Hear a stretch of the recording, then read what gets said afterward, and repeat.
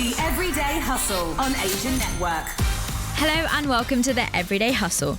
This is the show where I help motivate and inspire you to pursue what you want to do with your life. I'm Sonia Barlow, and every week I bring you tips, advice and success stories from those who know their stuff. I'm speaking to Shahzad Younas from Muzz, the first, if not the largest, Muslim dating app founded from the UK. It's been around for 8 years and has already got 8 million users across 50 different countries. Let's talk all things money, dating and building apps with Shahzad. This is the Everyday Hustle on BBC Asian Network. Shahzad, welcome to the Everyday Hustle. It's so great to have you. Thank you for inviting me. So for anyone who's never heard of Muzz, what is Muzz and why does it exist? Muzz, the simple answer, Muzz is the app where Muslims meet, particularly single Muslims. So I always say, look, Muslims don't date, we marry. And that's the short answer of the Muslim search. You know, you're looking to find the one. You're not really looking for casual dating. And that's where Muzz exists. We're an app that helps Muslims around the world find a life partner that respects your faith, respects your traditions, but actually helps you on that journey to find the one. 8 million members globally. 400,000 people around the world who've actually found their partner, which is mind-blowing in 8 years. We're the biggest in the world for what we do, and we're genuinely transforming how Muslims meet and marry. Was this because as a Muslim man you couldn't find love and you were like, let me build tech because that's where I'm going to get someone? It's so hard to find the one, I'll tell you that. You know what, actually, it actually started as a bit of a side project. So I used to be in banking, investment banking, and so many of my friends and myself, you're looking to find someone. And I was in call it the London Muslim Professional Circle. And it's quite hard to find someone, and everyone's saying how hard it is. And I remember looking at what was out there, and there were these horrible websites that no one used, or that no one liked, to be honest. These rishta aunties, so matchmakers, who definitely nobody liked. It's really awkward and cringe to use. And I, at the time, this was 2011, thought, I could do better than this. So I set it up as just a side project, didn't really think much of it.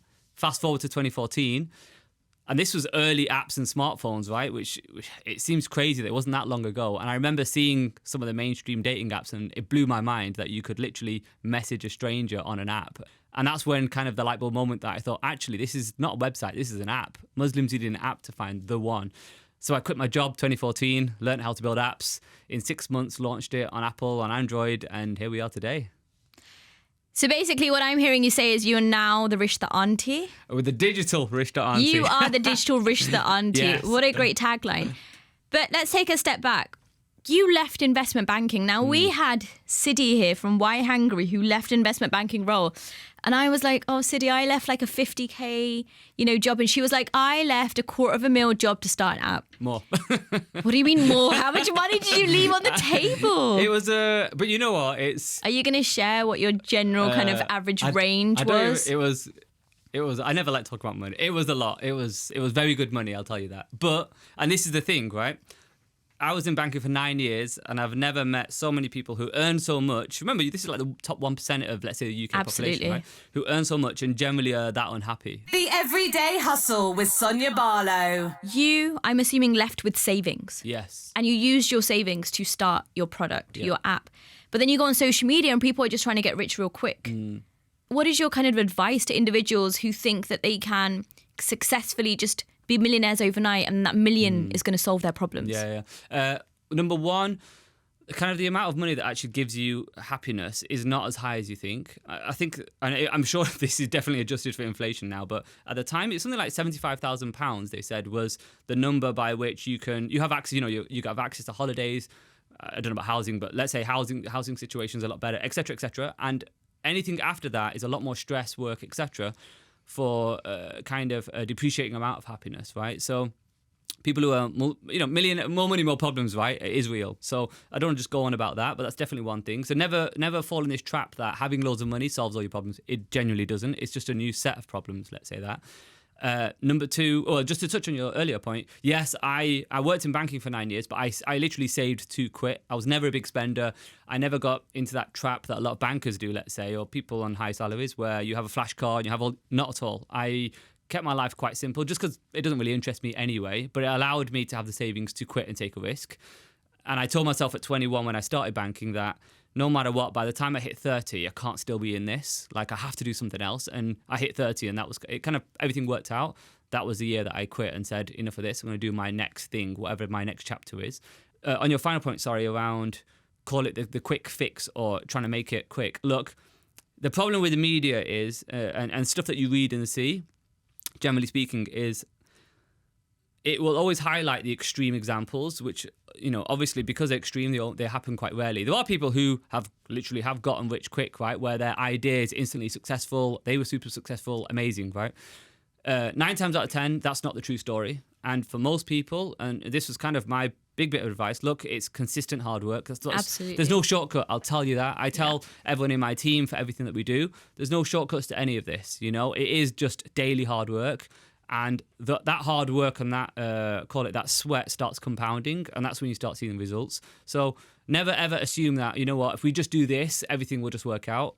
It's very, very rare that happens. So that's a big kind of mindset shift for a lot of people. And, I've got quite a varied team, right? We've got some older folk, and I would say generally we've got a very young team. And that's something I try and share with especially some of the young guys because, for example, they've never seen a recession before or never been working when it feels like the world is slightly coming apart. The Everyday Hustle with Sonia Barlow. How much did you first spend when you were building a tech app? And when I mean spend, I mean waste. It was remarkably very little. So, I built it myself. But how did you learn to code? I sat there watching YouTube videos.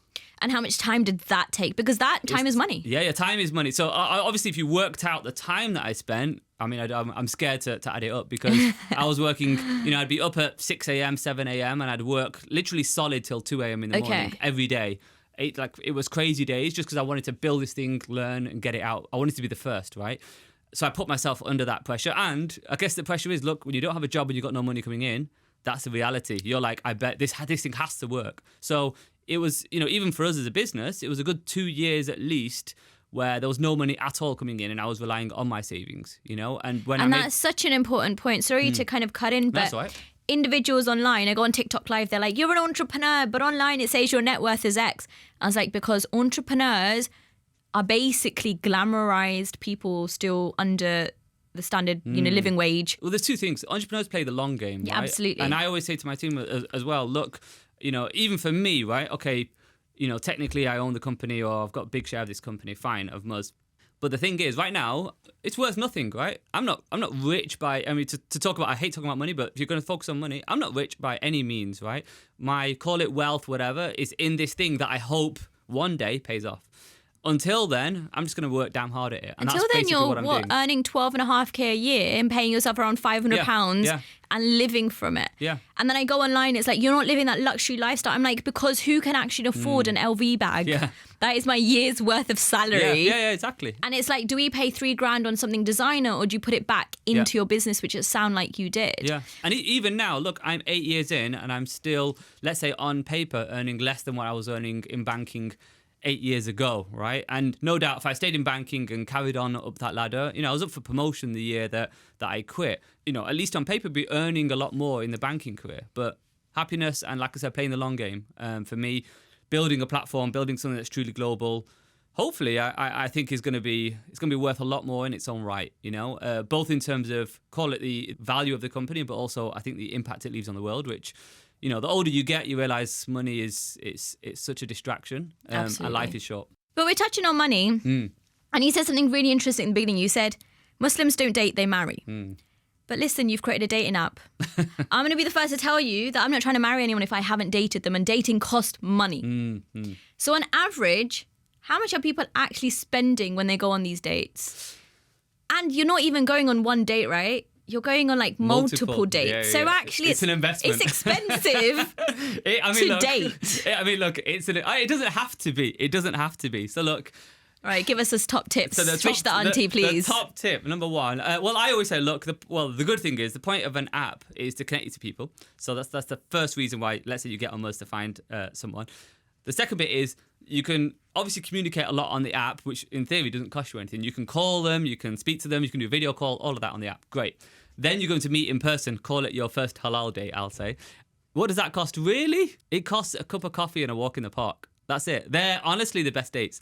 If you're trying to do, look, I always say, don't set the standard too high from the off.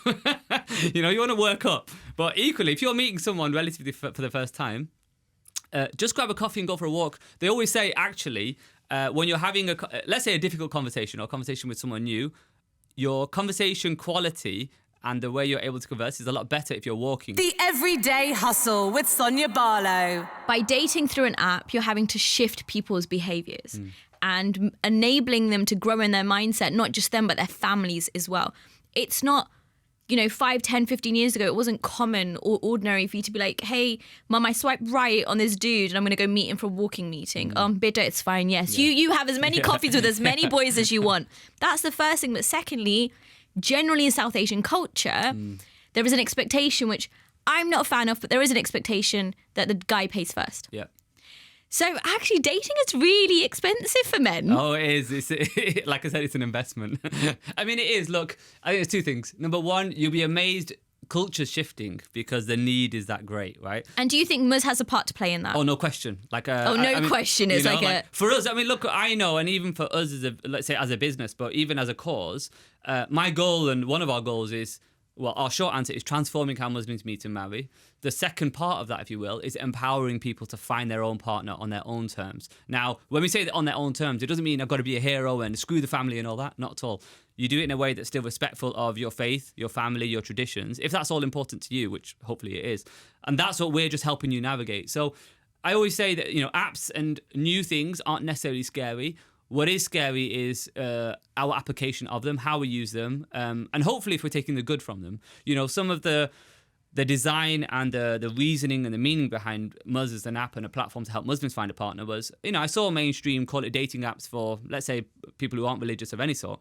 And there's definitely bad aspects to some of those. And for me, it was, how do I create an app that takes the good from what we see out there and tries to minimize the bad stuff that's out there for the Muslim market? And I think that's what we've done really well. And there's a reason why, I think that we are successful, right? Because we're listening to people. We're trying to solve a genuine problem, One of our principles as a business, which we wrote down, is we want you to get married and get off our app. We don't want to build a product that just has you stuck around swiping people or whatever. We don't want that. The goal is we want you married and solve your actual problem. It's the best thing that can happen for us. Because if you get married, you'll be at a wedding and somebody would say, how did those two meet? Oh, they went on this app, Muzz. Oh, it works. It's the greatest thing ever, social value and social proof of why we need to exist. So one other thing as well, sorry, you mentioned, just in COVID alone, I had random, and I don't know how they get my number, but I had random parents and aunties calling me saying, Beta, how can I find someone for my son or daughter? We don't know anyone, and it was COVID, lockdown, all that stuff. And I was just saying, look, get them to sign up on Muzz. It's that easy. So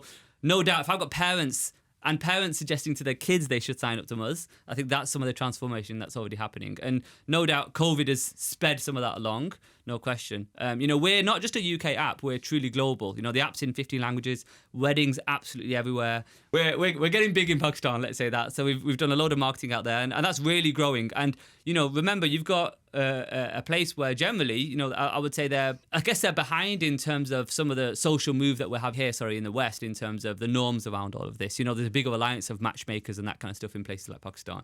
But the culture's shifting, whether you like it or not. Young Muslims who are all on the internet, who are all on social media, they see the world, the wider world. They see how different things are happening, and they're asking themselves, well, I want that as well. I see other people finding a partner like this. Why can't I? And I think that's some of the stuff that's changing. Yeah, unfortunately, we can't get into a social, political, human rights conversation, even though I would love to. But that's not the Everyday Hustle. That'll be for the next show. But Shahzad, you've shared so much great advice so far and motivational bits. And I love the fact that you spoke about seeing a gap in the market, which I think is a skill that every hustler can take away.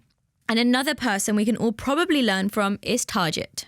She sent us her Motivational Minute, which is something that I've been doing all this month to keep you motivated and inspired as we start the new year. Here's what Tajit had to say. Hi, I'm Tajit and I own Kushiyan Designs, where I design and sell Desi-inspired cards, wall prints, apparel and so much more. But as with any small business, not everything always goes to plan. And this is when I remind myself of why I started and where I'm planning to get to. I have my goals written down in front of me daily so I don't lose focus. Each success is celebrated, no matter how big or small. Every single order is a bully moment for me. An added bonus is when I get a 5-star review, and a Jak de Fatte celebration when a customer comes back for more. My message to you all is to stay focused on your goals by regularly remembering your why and making sure you reward yourself for every achievement. no matter how big or small. And when things don't work out as planned, don't be hard on yourself. Take the lessons and learn from them to grow. Everything works out eventually. Tajit, thank you so much for your motivational minute. And I completely agree. Take the L. Don't be afraid to take a step back. Have a clear focus and celebrate the small and the big successes. Shahzad, what is some of your tips for founders, entrepreneurs, hustlers, those that are listening that are in business who are just having a little bit of a hard time, who have lost focus on what is their kind of version of success? Number one, persist. I think it's easier said than done, no doubt. But, to give you an example, the last 4 or 5 months, actually, scratch that. We've had a big legal case that some of you heard of. Match Group went after us. We used to be called Muzz something, I can't even say it anymore. And now we're just Muzz. And that was beyond stressful. And it's a big setback, etc. And it does make you sometimes wonder, how on earth do I get through this? Because you're focusing on all that. You're focusing on your business, and maybe things in the business are or aren't going so great. We had a tough couple of months back, and it was almost like everything we were trying just wasn't working. We were trying loads of different things in the app. We were trying different ways to solve problems, and nothing was working. And if anything, some of our data was going backwards. But we persisted, and no doubt there's an element of morale, both in the team and probably even you yourself as an individual trying to lead that team, where you're just like, am I just clueless? Have I reached kind of my own limit of things? Always persist, number one. Number two, and I think just as the previous voice note said, definitely celebrate the things that are going well. It's sometimes very hard to, you're so bogged down in all your problems that you forget actually what is actually going well. And sometimes I have to remind myself of that. I stand back and I look at the business and I think, actually, we've actually done a lot and we're on a really good trajectory. And sometimes it helps just seeing that and appreciating it before you're like, all right, let's go back in and let's try and solve some of these hard things. So for me, no doubt, it's trying to have a positive mental attitude. At the very minimum, exercise. It sounds so random, but just exercise alone and nature helps your mental state. It really does, because you can end up in a very unhealthy kind of loop where all you think about is the bad stuff in your business, your stress, all the things that aren't working, teams that aren't working, whatever. I think that moment in nature and peace away from work to some degree actually just gives you mental clarity, which hopefully helps you to solve these problems with a much calmer mind. One thing you have to remember, and if you're leading a team or if you are the CEO or whatever, or founder, and you hire people, whether you like it or not, other people will look to you as the example. And I always think this is just the thing it's what you signed up for. People don't necessarily want to see their CEO, founder, whatever, depressed, fed up, and feeling like the whole business is a bit of a waste of time and it's not working. Because trust me, that negativity does wear off. It does rub off, and it's contagious in the wrong way, which will only make your life worse. So I always say, and maybe this is the lonely bit, find other founders of other companies to talk about, because there'll be other people facing the same kind of issues and stresses as you are. Don't necessarily share it with your whole team. Hey, I'm depressed and I'm sick of this job and nothing's working. I don't think that's the wise thing. So find other people you can relate to, probably outside of your company. This is the Everyday Hustle on BBC Asian Network. This is the Everyday Hustle with me, Sonia Barlow, and today we are speaking to the founder of Muzz, Shahzad Younas. So far on the show, we've spoken about money, who pays when you go dating, how to have good dates and become the digital Rishta auntie, all the way to creating your own app, and most importantly, how to know when you are ready to take that leap of faith as a founder. You obviously had a vision, you built Muzz from scratch, and here we are.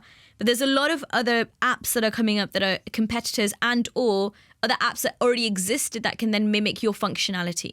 How do you stay competitive in a climate where anyone and everyone can build an app from scratch, and there's a lot more individuals in the world that want to, for example, date, meet their partner and live kind of long, happy relationships? Yeah.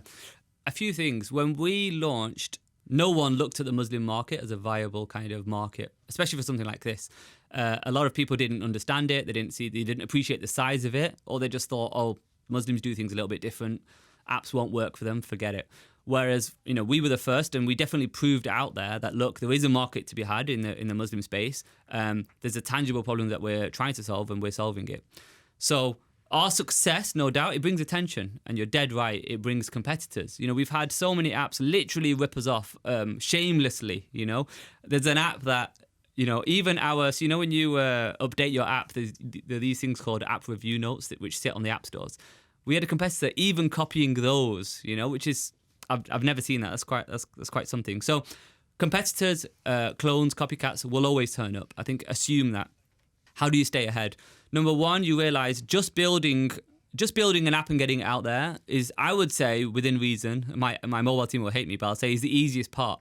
It really is. Building an app, especially now there's various white label solutions out there, etc. That's easy. That's not where the hard part is. The hard part is it's all the nuance of the app in terms of the functionality, in terms of the way you communicate the app, but also the power of the brand, the power of the community on the app, what kind of behavior is accepted, not accepted on the app, and also the brand awareness. All these things are not overnight things. They take every day. It's marketing. It's getting your brand out there. It's talking to people about it. And it's accumulation. And like I said, even that compounds, that brand value compounds. And that is very hard to just replicate overnight. So you need to, whilst you're doing the things that are obvious in terms of building an app, etc., you need to also be doing the things that can't easily be replicated, which is things like building a very powerful, very smart, very cool brand, etc. And we spent a lot on our brand. We've done all sorts of out-of-home campaigns. We've done billboards. We did the big Find Malik a Wife campaign, which went viral. We've done all these kind of things, which are very hard for competitors to do. The Everyday Hustle with Sonia Barlow. And so going back to kind of the legal kerfuffle that you had, we won't go into that in depth. Yeah. But I would like to ask you, as a founder, what made you carry on? Like, why did you not give up? Because it's a lot on your stress, It is. I've always been a fighter, always have. Not to sound like Liz Truss here. I'm a fighter, not a quitter. But I've always been a fighter. I hate anyone, I'm not saying they are, but I hate anyone bullying me or pushing me around. Absolutely. One of the reasons I actually quit banking, I was once told that I have a problem, I don't respect authority, and I don't know if that's true, but for me, I just fundamentally disagreed with the principle at stake there. Number one, for us, we had zero intention or ever of kind of passing off as Match Group in any form. So for me, on that fundamental principle, I thought, I have to fight this. Equally, as a business, thankfully, we were in a position where we could afford to fight this. We had the funds, we had the ability. Remember, this is a brand that had existed for 8 years or whatever, yeah? So you've got the reputation, the credibility, exactly. The class. And you came out the other side, and you're with us right now. Oh, yeah, we're here with a new brand. Absolutely. And silver linings, right? Like, I love the new brand. Muzz, it's 4 letters. It couldn't be any simpler. And actually, the team like it a lot more. They're like, you know what, Shaz, we actually quite like this brand. Yeah. And equally, for us, for some of the stuff that we're building for the future, Muzz is a way better brand than the old brand Absolutely. ever was. And I'm a big believer in like energy and universe and totally. pushing yourself out there and just shooting your shot. And you touched on Malik's kind of virality, which is great. If you haven't heard, we had Mohammed Malik on the show this time last year, who was involved in Muzz's viral campaign, Find Malik a Wife. You can listen back to the episode by searching for The Everyday Hustle on the BBC Sounds app. He gave us some amazing advice to people wanting to grow in their career. Shift your perspective on life into gamification, the gamification of your life, and looking at the various activities that you do as experiments. Try to embody a more of an objective, almost a scientific lens to life, right? And look at things that you endeavor to do, not to be so tied to it, such that if you weren't, as an example, you don't make it onto a certain list, you don't get that feedback or don't get that many people into your event that you wanted to do. Just look at it as an experiment. And similarly, let's say you're in a certain career, you're interested in another career or another sector. Try to think, what is the most effective, cost-wise, energy-wise, way for me to get a taste of that, experiment in that field, and then if you seem like this is the path for you, then scale it up progressively. And it seems like to me, Malik really was touching on some of the topics that you've touched on, even back then: careers, skills, transferring of energy, giving yourself a go, having that moment you're like, what's the worst that can happen if I take a risk? There are tons of people listening into this show every week who want to understand what kind of skills they need when they're building an app, when they're working at a startup, when they're thinking of being a founder. What would you say are the top 3 skills that Muzz has taught you that you would want to give back to the next generation of learners? Very good question. Opportunity. And by that, I actually just read a quote on the way here. I'm reading a book by Alistair Campbell, of all people. And he talks about, one of the quotes from there is, opportunity is manufactured. And I think it's kind of true. Not fully, but kind of true. Look, especially as a minority, I can sometimes complain about how it's a lot harder for us to get opportunities, to get access to all these things. And it is, categorically, numerically, statistically, it's harder for us, no question. You either complain about it and forever the world is an unfair place, or you just go, you know what, it is what it is. I've just got to work 10 times harder than the other guy. And that's basically it. My motto was always, I'll, hopefully be successful, because I'm just going to work so damn hard and much harder than everyone else. And don't ever underestimate the value of hard work. It's so major. We have all this thing of, we see really successful people and we think they must be a genius or whatever, or they had, amazing access to X, Y, Z. And some people did, don't get me wrong. For the vast majority, it's just sheer hard work, and that's all it is, which we're all capable of. Equally, the second thing is, and one of my mottos is, what's the worst that can happen? Mentally, we always have this vision or thought that, we kind of think things can get really, really bad. And, mentally we can go down a very kind of dark place where everything, one disaster leads to another. Generally speaking, the reality is things are never quite as bad as you ever thought they will be. So as hard as things get, even for us, and I remember in the thick of the lawsuit and the very day when my lawyer called me, to tell me that we'd lost the case. And I remember just seeing his name on my phone when it was ringing, and I knew, my gut was like, we lost. I just knew before I picked up, and we had. And so I was kind of ready for it before I picked up the phone. But things like that, you can go in a really dark place where you think, oh my God, my world's ending, nothing's working, it's all a disaster. Never underestimate your own resilience to get through stuff, We're, as humans, we're very resourceful, resilient creatures, ultimately. So lean on that, right? You're able to do a lot. Thirdly, I read this phrase, which I actually quite liked, which said, life begins at the edge of your comfort zone. And I think it's true. There's a lot of people, and, when I was in banking, great example, I was in my comfort zone. I wouldn't say it was easy, but I knew what I was doing. I was doing well. There was a path. If I just turned up every day, I would have been all right. But it didn't do anything for me. This is the Everyday Hustle on BBC Asian Network. Something that I love to ask our hustlers on the show, and you've already covered it so much, are there words of wisdom? So let me take you back. Was there something that maybe a family member said to you when you were younger, or that you saw, riding around in London buses that you were like, that stuck with you to this day, outside of everything that you've shared with us already?